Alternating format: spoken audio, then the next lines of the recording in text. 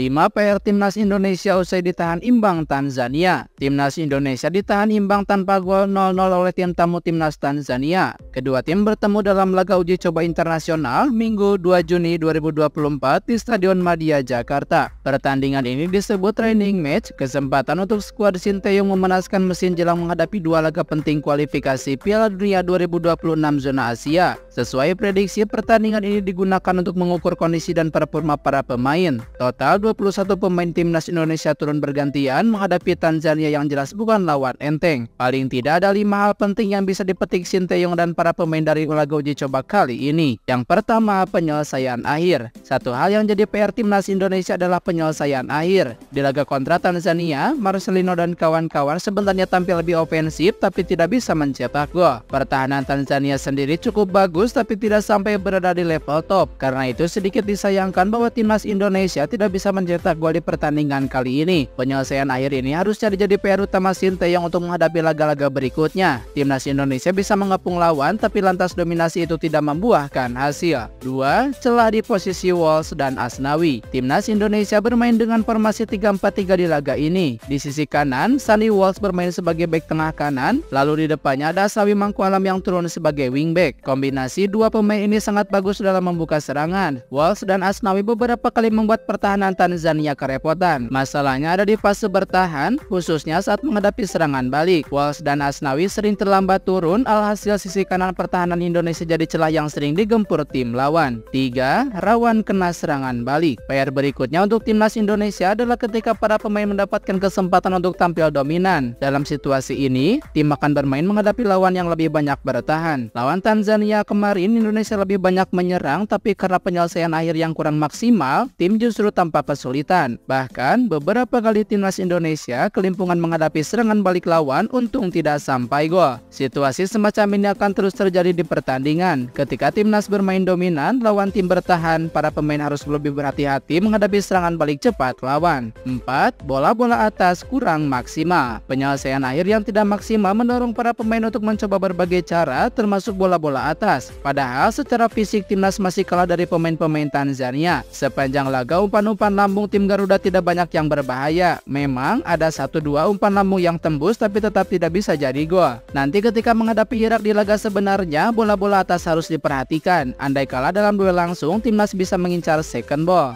5. Kedalaman skuad merata. Meski gagal menang, ada satu hal positif yang bisa dipetik dari pertandingan kali ini, yaitu bahwa skuad Timnas Indonesia sekarang patut diacungi jempol. Kedalaman skuad sekarang lebih merata, starting 11 dan pemain pengganti sama baiknya. Terbukti ketika pelatih Shin membuat banyak pergantian pemain di babak kedua, ritme permainan tidak berubah. Harusnya hal ini jadi modal positif menyambut laga kualifikasi Piala Dunia 2026 dan laga-laga lainnya di bawah agenda resmi FIFA. Timnas tampak semakin matang.